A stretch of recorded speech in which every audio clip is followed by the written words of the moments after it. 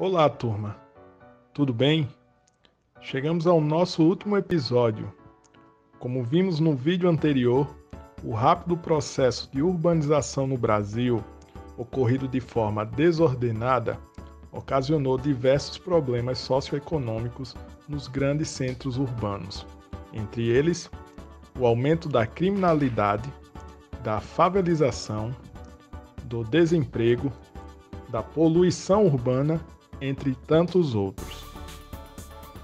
Para enfrentar estes problemas, além dos indicadores demográficos, o Estado se utiliza de diversos indicadores socioeconômicos.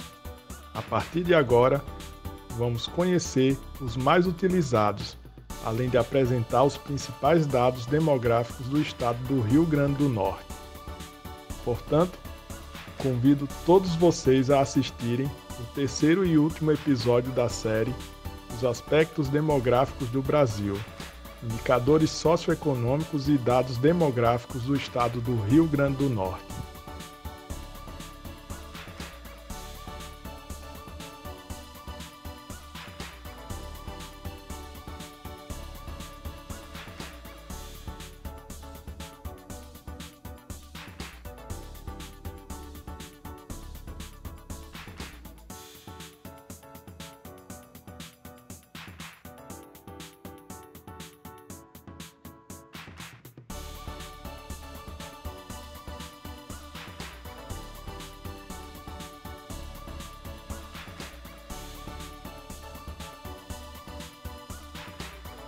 Para que o Estado atenda bem à população, é necessário que conheça seus problemas e necessidades.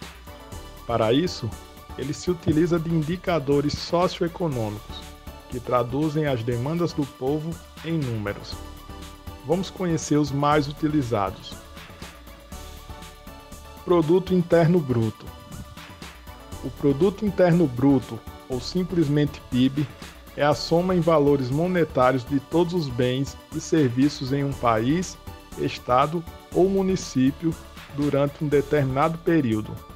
Sua variação negativa ou positiva está relacionada com a atuação das atividades econômicas em níveis de produção e consumo. Se a produção e o consumo aumentam, o PIB aumenta. Se diminuem, o PIB diminui. Em 2020, o PIB do Brasil foi de 1,42 trilhões de dólares, aproximadamente 7,4 trilhões de reais. Este valor colocou o Brasil como a 12ª economia do mundo em 2020. Renda per capita é a divisão igualitária entre a população de toda a riqueza produzida em um país. O resultado médio é obtido a partir da divisão do Produto Nacional Bruto, o PNB, pelo total de habitantes em um determinado período. Vale salientar que o PNB é basicamente o valor do PIB, somado ao capital que entra no país e subtraído o capital que deixa o país. É importante frisar que esse dado não indica a distribuição real das riquezas, mas a sua distribuição média. Por exemplo, de acordo com o IBGE, em 2020, a renda per capita do Brasil foi de R$ 35.172, ou seja, teoricamente, essa foi a renda de todo e qualquer brasileiro em 2020. Você concorda com esta afirmação? Índice de Gini. O Brasil é um dos países de maior desigualdade socioeconômica do mundo, e o índice de Gini ajuda a mensurar a correlação entre as populações mais pobres e mais ricas, classificando-as conforme o nível de renda. Em termos matemáticos, este índice é medido de 0 a 1. Quanto mais próximo de 1, mais desigual é o país. Quanto mais próximo de 0, mais igualitária é a distribuição de renda. Em 2019, o indicador do Brasil foi de 0,543. Este dado afirma que o Brasil possui um dos maiores níveis de concentração de renda do mundo, onde uma pequena parcela da população retém a maior parte da riqueza. Para termos uma ideia do alto nível de concentração de renda no país, em 2020, as 6 pessoas mais ricas do Brasil possuíam a mesma riqueza que os 100 milhões de brasileiros mais pobres. Índice de Desenvolvimento Humano, IDH. É um conceito elaborado pela ONU na década de 1990, com o objetivo de obter mais dados sobre o desenvolvimento social de um país, estado ou município, levando em conta a qualidade de vida da população como um todo. Para ser calculado, leva em consideração vários fatores, principalmente a renda per capita, a expectativa de vida e o acesso à educação, especialmente as taxas de alfabetização, escolaridade e o número de matrículas efetuadas. Seu valor varia entre 0 e 1, sendo que, quanto mais próximo de 1, melhor é a qualidade de vida da população. A nomenclatura varia entre IDH baixo, médio, elevado e muito elevado. Em 2020, o Brasil apresentou um índice de 0,765, ficando na 84ª posição entre 189 países. O primeiro colocado foi a Noruega, com um IDH de 0,957, e o último foi o Níger, com um IDH de 0,394. Taxa de desemprego. Provavelmente você já ouviu falar a seguinte frase: segundo o IBGE, a taxa de desemprego no Brasil é de tanto. Esta taxa se refere ao nível de desocupação da população, que é a porcentagem de pessoas na força de trabalho, no caso acima de 14 anos, que não estão trabalhando, mas estão disponíveis e tentam encontrar trabalho.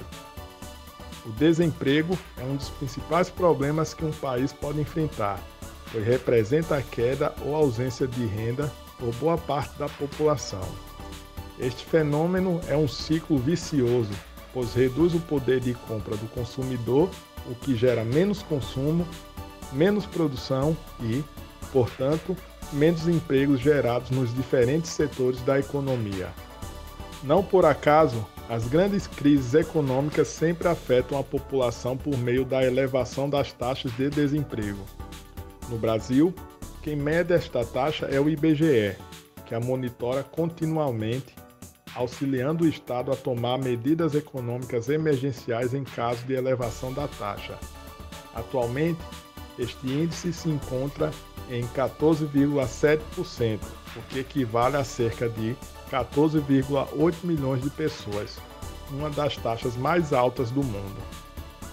A situação se agrava quando consideramos também um grupo de desalentados, que são as pessoas desocupadas que desistiram de procurar emprego. Este grupo possui cerca de 6 milhões de pessoas. Ofertas de serviços públicos. Os serviços públicos são aqueles prestados para a sociedade com o objetivo de proporcionar bem-estar à população. São considerados tão importantes para a nossa vida que alguns desses serviços precisam ser garantidos através de legislações, já que podem estar relacionados com questões morais e associadas com os direitos humanos.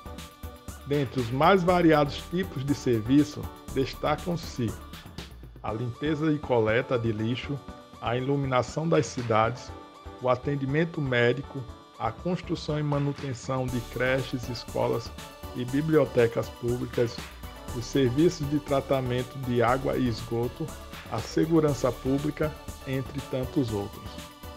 Então, turma, agora que conhecemos os principais dados demográficos e indicadores socioeconômicos utilizados para estudar a população de uma determinada região, iremos utilizá-los para estudar um pouco as características demográficas e socioeconômicas do estado do Rio Grande do Norte. Ok? O Rio Grande do Norte é uma das 27 unidades federativas do Brasil e está localizado na macro-região Nordeste. De acordo com o IBGE, A área do estado é de 52.809 km² e possui uma população total estimada em 2020 de 3.534.165 habitantes, sendo compostas por 51,26% de mulheres e 48,74% de homens.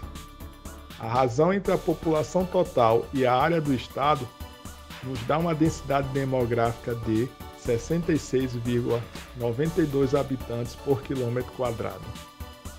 A taxa bruta de natalidade do Rio Grande do Norte no ano de 2020 foi de 13,58 por mil, ou seja, nasceram 13,58 pessoas para cada 1.000 habitantes. Já a taxa bruta de mortalidade foi de 6,46 por mil, indicando que 6,46 pessoas para cada 1.000 habitantes foram a óbito em 2020. Com essas duas informações, podemos calcular o crescimento vegetativo do estado no ano. Vocês lembram como o cálculo é realizado? O crescimento vegetativo é calculado a partir da diferença entre a taxa de natalidade e a taxa de mortalidade. Deste modo, se em 2020 a taxa de natalidade do estado foi de 13,58 por mil e a taxa de mortalidade foi de 6,46 por mil, basta fazer a diferença entre estes valores que obteremos o número 7,12 por mil como resultado do crescimento vegetativo. Portanto, em 2020, a população do RN cresceu na proporção de 7,12 pessoas para cada 1.000 habitantes. A taxa de fecundidade no mesmo ano foi de 1,65 filhos para cada mulher, com idade entre 15 e 49 anos, e a taxa de mortalidade infantil, que se refere aos óbitos de crianças até 1 ano de idade, foi de 12,68 por mil. Vale ressaltar que este valor é bastante elevado se comparado com países desenvolvidos e demonstra as deficiências nas políticas de saúde, em especial no atendimento materno-infantil e saneamento básico. Por exemplo, o Japão e a Finlândia apresentam valores menores ou iguais a 2 por mil. Na imagem extraída do site do IBGE, temos a projeção comparativa das pirâmides etárias do Rio Grande do Norte na cor azul e do Brasil na cor laranja para o ano de 2020. Podemos observar semelhanças no formato entre ambas. O motivo é que o Rio Grande do Norte foi influenciado pelos mesmos processos de migração e urbanização ocasionados em níveis nacionais entre as décadas de 1930 e 1980, originando em maior ou menor grau os mesmos problemas socioeconômicos. Para relembrar as possíveis interpretações dos dados apresentados pelas pirâmides etárias, basta assistir o episódio 2. Atualmente, a taxa de urbanização do estado se encontra em aproximadamente 77,8%. A expectativa de vida do potiguar nascido em 2020 foi de 76,57 anos, sendo que a expectativa média das mulheres é maior que a dos homens. A mulher potiguar tinha uma expectativa de vida de 80,56 anos, enquanto que o homem tinha uma expectativa de vida de 72,60 anos, quase 8 anos a mais. Referente aos indicadores socioeconômicos, o estado do Rio Grande do Norte apresentou em 2008 um produto interno bruto de 66,7 bilhões de reais, o que equivale a 0,90% do PIB nacional. A renda per capita no mesmo ano foi de R$ 19.246,60. Em 2020, O índice de Gini foi de 0,555, o que representa um alto nível de concentração de renda no Estado. Uma realidade que não poderia ser diferente, já que o Brasil é um dos países com maior concentração de renda no mundo. O Índice de Desenvolvimento Humano no Estado, durante o ano de 2010, foi de 0,684. Este valor é considerado médio, sendo necessário que o Estado invista mais na qualidade dos serviços públicos para que possa atingir níveis mais elevados de qualidade de vida da população potiguar. Vale salientar que não foram encontrados dados oficiais sobre o IDH do Rio Grande do Norte com os valores atualizados. Por último, a taxa de desemprego em 2020 no estado do Rio Grande do Norte foi de 12,9% para pessoas com 14 anos ou mais, sendo que destes, cerca de 25,1% possui idade entre 14 e 29 anos. O valor está abaixo da taxa nacional, mesmo assim, ainda é considerado alto, já que em países asiáticos como China, Japão e Tailândia, essas taxas são de 3,6%, 2,8% e 1,5%, respectivamente. Então, pessoal, chegamos ao fim da nossa série sobre os aspectos demográficos do Brasil. Ao longo dos 3 episódios, observamos que um governo bem-sucedido deve garantir o máximo de qualidade possível dos serviços públicos com o intuito de melhorar a qualidade de vida da população. Para tal fim, o Estado monitora os diversos índices demográficos e socioeconômicos, visando prevenir os impactos negativos que estes venham a apresentar no futuro, em curto, médio e longo prazo. Se não fizer, pode comprometer a qualidade dos serviços públicos, prejudicando o bem-estar da população através do aumento das taxas de desemprego, pobreza, concentração de renda, má qualidade dos serviços de saúde, educação e segurança, entre tantos outros. Agradecemos a atenção de todos vocês e em breve retornaremos com outras temáticas.